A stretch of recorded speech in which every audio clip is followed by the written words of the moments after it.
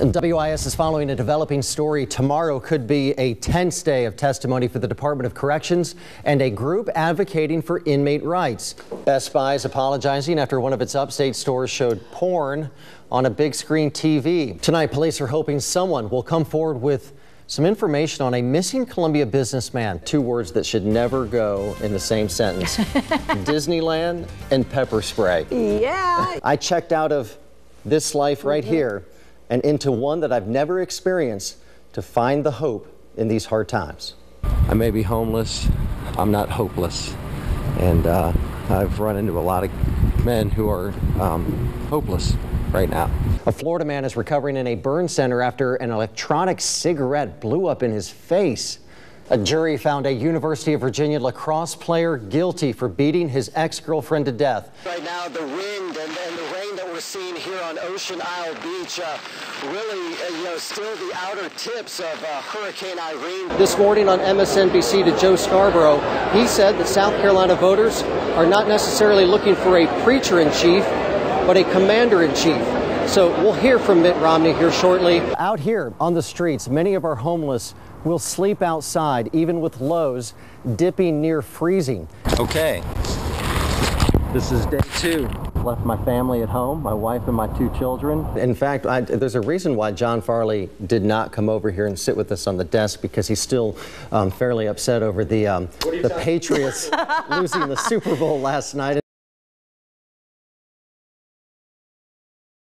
The first bracket is out, or is it bracket 1? President Obama has kept with his tradition of filling out his March Madness sheet for the NCAA basketball tourney, and he's putting his money on the Tar Heels. 3 other teenagers are in jail in Orangeburg after a home break-in. Officers arrested Avion Williams, the 17-year-old, and 2 younger boys are accused of breaking into a home on Atlantic Avenue yesterday. This is unbelievable, just hard to imagine. Have you heard about this? In Miami, a woman turned herself in, arrested again for running an illegal butt enhancement business. Newly sworn in Lieutenant Governor Glenn McConnell is getting a lot of buzz from constituents begging him to run for his old Senate seat this fall. But in a statement today, McConnell said that he would not seek re-election this year. At a news conference, a cameraman accidentally stepped on the little bunny, killing him. My whole thing with Till is, who was watching Till? Oh, somebody should have been watching out for Till. Our top story tonight, big changes in the State House today. We now have a new lieutenant governor and a new Senate President pro tem.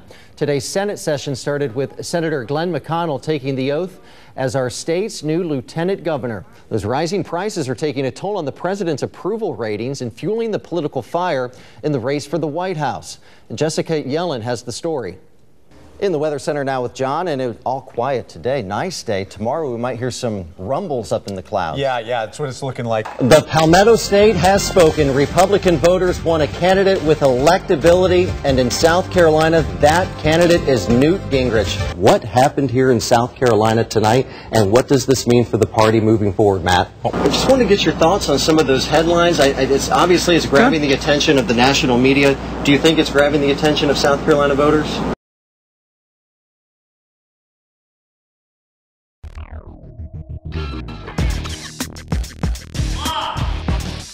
I'll lay it out. My complete and total apology. I developed a relationship, dear friend. It was wrong, it was foolish, and I deeply regret it. I've been unfaithful to my wife. When South Carolina politicians go wild, it's tough to tame these fingers feverishly typing away. All I need is my laptop and Wi-Fi. I'm good to go.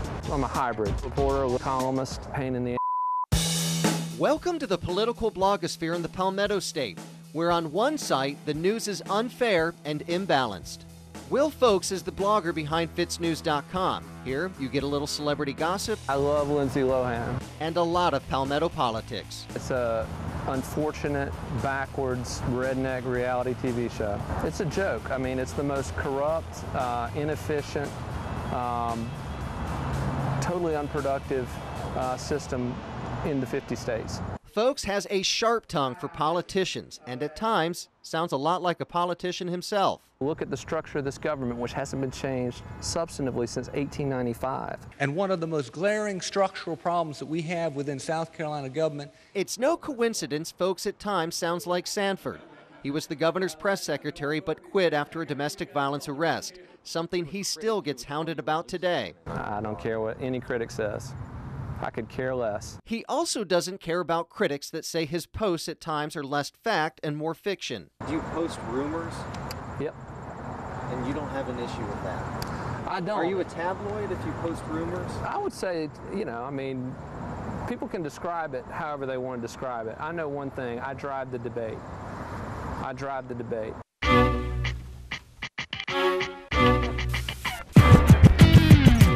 Driving the debate across town is Wes Wolf, the blogger behind WolfReports.com. So do you sometimes post rumors about politicians? Everybody posts rumors about politicians. I mean, that's the coin of the realm. Wolf says bloggers aren't held to the same journalistic standards as TV or newspaper reporters. You can run with something that you know to be true without having to nail it to the wall. And that can cut both ways. In the cutthroat blogging world, rumors fly everywhere. Wolf is rumored to have ties to GOP strategists Warren Tompkins and Terry Sullivan. I've never even met Warren Tompkins. Similar rumors dog fellow blogger Adam Fogel of PalmettoScoop.com. He works for a mail order company owned by the powerful Republican strategist Richard Quinn. Do they influence your blog? No, the blog is entirely done by me. I don't think it's dangerous because at the end of the day, people are going to think what they want to think. And some bloggers will type what they want to type as long as politicians say what they want to say. We'll see how it goes. We will see how it goes. Here we go. With nothing but a mini camera, the clothes on my back, and a beard 5 days in the making, it begins.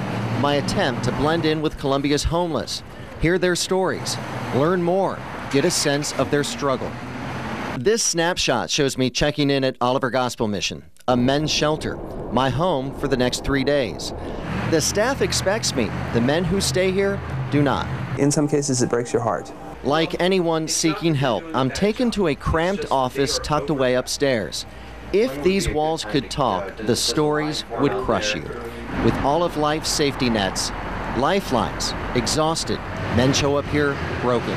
It's Jeremy Lawhead's job to listen. We had a guy who was in the Hand Up program who was homeless for a very long time. He said because he was mad at God. He had given up hope. The many stories of lost hope since the recession I learned from Jeremy tell of lost jobs, lost homes, broken families. The bottom of the barrel leads many to life on the streets for the first time in their lives. How do those businesses start hiring again? I don't know. Used to be you could quit a job and go to get another the same day. Stories of lost jobs and scenes of despair are around every corner. In the soup cellar at Washington Street Methodist Church, the conversation at my table turns to the economy. What do you think it's going to take to turn it around? The economy as a whole. Like politics. Everybody started. Over egg salad sandwiches, soup, and slices of cake, I learned one of my lunch friends lost his painting job in Somerville. The other, fresh off a 4-year prison sentence, his sex offender status isn't helping matters. I'm on probation with a monitor. That limits me things I can do. Despite his limits, he assures his job search starts tomorrow. You'll find something. Just keep at it. Don't get discouraged, man. Just keep on going. I appreciate that. Good luck to you, too. After lunch, I have time to kill before the line forms for dinner back at Oliver Gospel at 4:30. Doing nothing, I've been told, is part of this life. Boredom sets in.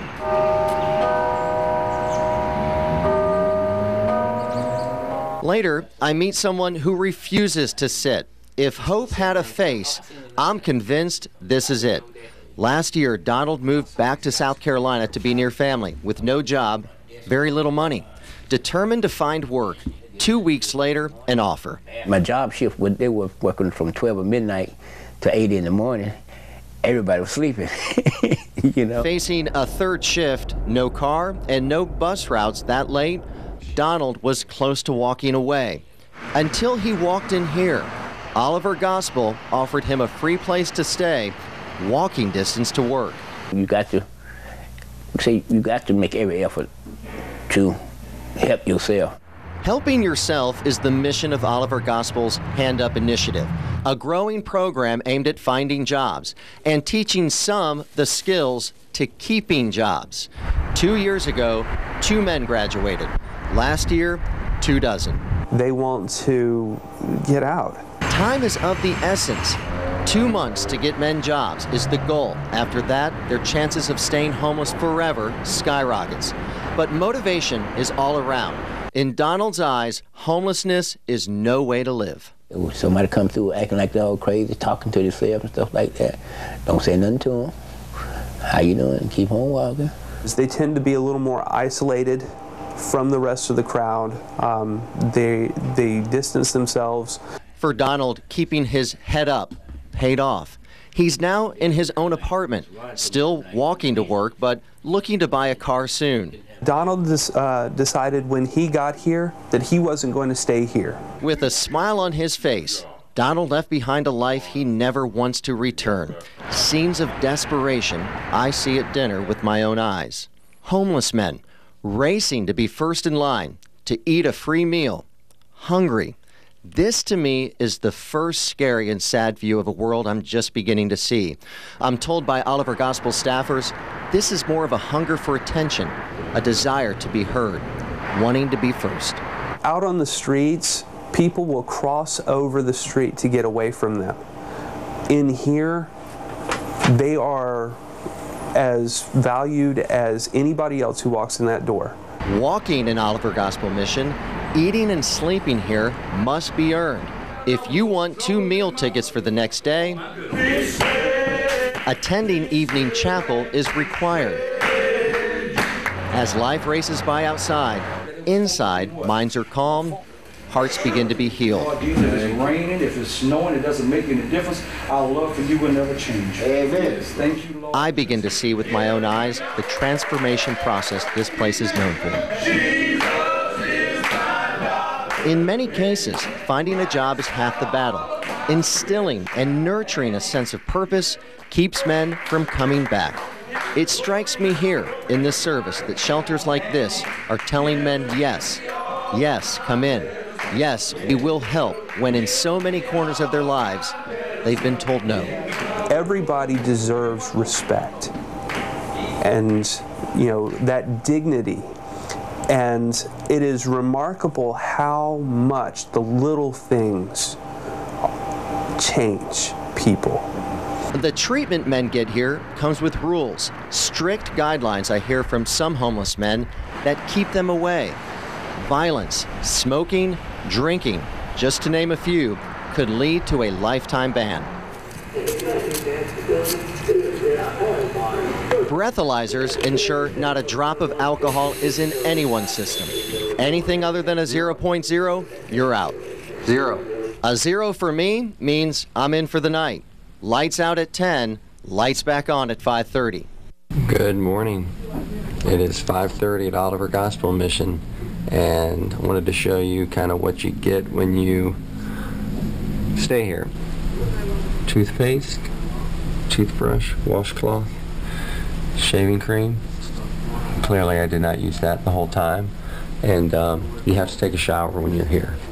Hygiene is important. They want the guys cleaned up, and this is the shower. Not too bad. Hot water. I did not know this before I stayed at Oliver Gospel Mission. 6 o'clock they serve breakfast inside the shelter. Right after that, you are back out on the streets. It's nice being out this early in Columbia, but again, I may be homeless, I'm not hopeless, and I've run into a lot of men who are hopeless right now, but Oliver Gospel Mission is showing them that there is hope, and That's a pretty doggone good thing.